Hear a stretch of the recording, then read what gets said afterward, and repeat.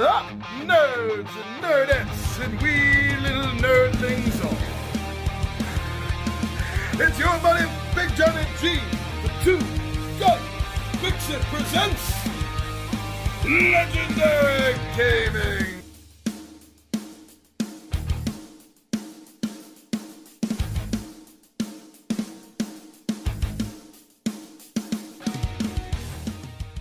Tabletop Takeout Tuesday. It's a great little series I do every Tuesday. You know I do a video every day of the week. And every Tuesday, this Tabletop Takeout Tuesday is here for you, my friends, where I'm telling you reasons why I love a particular board game.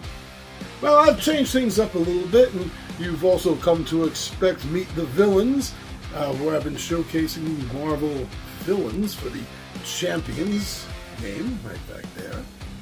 And there's something I've done before, and I just feel like really doing now again. And that's an update, not a channel update. I've done those before. This isn't one of them. This is an update on an upcoming board game, one from Kickstarter that I backed. I have no connection with the company whatsoever. I've done a couple of videos on them, a Gaming Radar, I think, and a Kickstarter Dropkick maybe. And that's about it. It's been mentioned in a few other videos, but I just am so excited about this game, and it's a huge game, it's a big game, and I went in big for this. So I'm kind of betting on, betting the farm, so to speak, on this. And the game is called Arkeis. I think I'm pronouncing that right. And there's been some delays, some things have happened, and if you don't know about the game, this is a great place where you're going to learn about it, and you're also going to learn what's up with the game and when we're going to be expecting to see it on our tables and on the shelves and in the stores. So join me down at the table, and we'll talk about everything we know so far about Arkeis.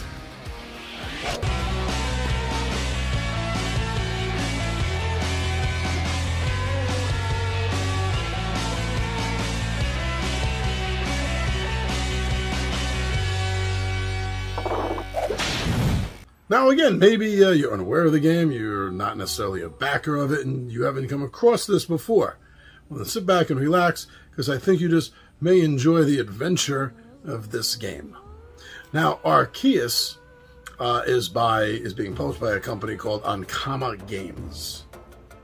Now, Ankama Board Games has already put out a series of games. They have a pretty good track record. One of the reasons why I did end up backing it when I knew I was going to back it big, and I didn't want all my money stolen. As I looked and I found out that they've completed Kickstarters before, and backers have received things. All right, sounds good. Now, what have they backed? Well, they've backed games called Monster Slaughter, Tales of Glory, Draftosaurus, and Dino Party, among others. There's a few others on the list that I saw, but yes, they have a nice track record. Now, on top of that, the creators of the game themselves are some of the minds behind things like Cyclodes and Seven Wonders. So they also have a good track record there behind them, which added into more of the reason. In my mind, it was like, well, there's no reason not to back it. Now, on Kickstarter, this game ended up getting like over $390,000, which was well over what they were looking for. And it was backed on November 28th in 2019. Now, this did so well. It was one of those games that backed within, I think it backed within the first 24 hours, actually, or less. And it easily made all of its stretch goals. It blew through everything. And by the time I saw the game, it had already done this, which was yet another reason for me to back the game. It's like, wow, look at everything I'm getting, because it's already past go. It's already collected $200. You know what I mean? Now, there has been delays in the production of the game, and nowadays, if you're unaware of this and you're wondering why a lot of things, especially board games, but a lot of things, books that are anything that's published overseas, especially in China, is taking forever to get here because there's a shortage with the shipping containers. And I was reading one guy said what used to cost $5,000 to ship a year and a half ago is now costing him $20,000. I'm sure size and everything matters to what he's talking about, but it's still a good example of the massive amounts of inflation. And there's also a limited amount of space in general, which is why the prices are up. So a lot of things are being delayed, and right now that's the biggest delay for us backers. And in fact, it's pushed it back to first quarter 2022 for us to get it and then for it to hit the shelves. Now, what is this game really that I'm talking about? So this is a massive miniatures-based game. This is a cooperative, story-driven narrative campaign game with a legacy kind of feel to it that's also a replayable dungeon crawler. And it's set in... It didn't actually advertise it by judging by the pictures and the art and everything. This is set like in the 1930s. Think of the old Brandon Fraser movie, The Mummy. Seems to be the setting style behind it. Now, on top of that, steampunk things. Yes, this has a steampunk feel also added on top of it.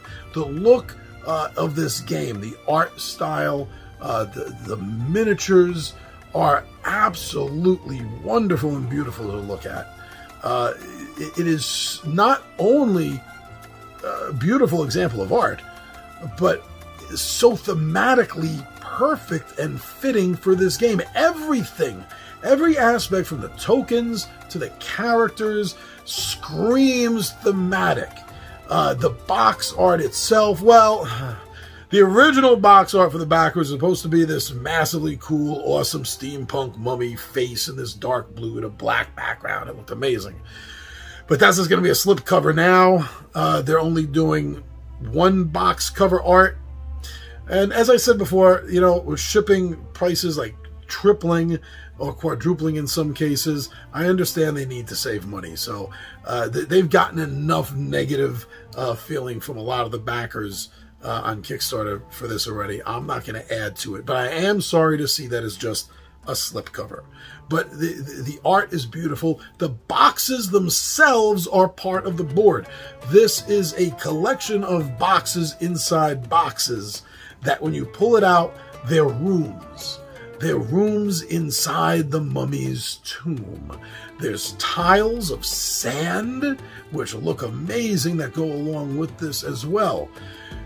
There's tuck boxes that are designed to look like backpacks and that are specific. And from what they were showing on Kickstarter, they all had their own specific art style because they're dedicated each to a player for the campaign game. You put all your cards, everything you found, all your gear, your stuff you started with, the stuff you found, all right in there, ready to go for the next game. I think that's amazing. Really speeds up setting up one game to another when you have to take breaks. You know, you got to sleep and eat and stuff, and you have families and things like that. But when you get back to playing the next chapter in the campaign, everything is in your tuck box for you. Now, originally this game was designed just to be the campaign-style game with some legacy feel to it a little bit. But they listened to the backers, and like I said, they made more money than they planned to. So that's what they added in the dungeon crawl, which I'm really interested to see how well they pulled it off, since it wasn't designed to be a dungeon crawl game to begin with. But they pulled that off. So whichever style of gaming you like, the campaign style, light legacy bit, or just a dungeon crawl, this game has you covered for both. Now, I know in the base game itself, there's like over 50, maybe 52, 53. You see with the picture. See? Number of miniatures in the game. And as you've been seeing, I'm sure already, with future me editing this and putting the pictures in, you've already seen some of the miniatures, and they're absolutely gorgeous. I mean, I've seen miniatures that are good, and I'm happy with a good miniature. I've seen a few that I just want to chuck in the toilet, but I don't. But I want to. But these are absolutely stunning, these miniatures.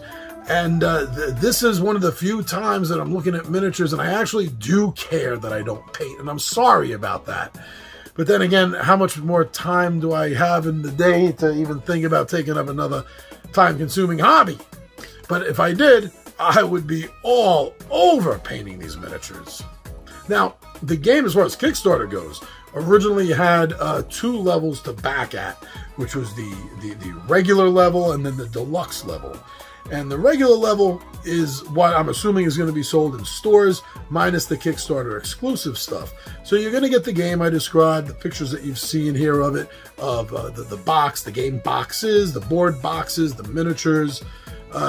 All of that's going to be retail available if you're not able to get a late Kickstart on it or buy it from someone that sells Kickstarter games. There's a couple out there.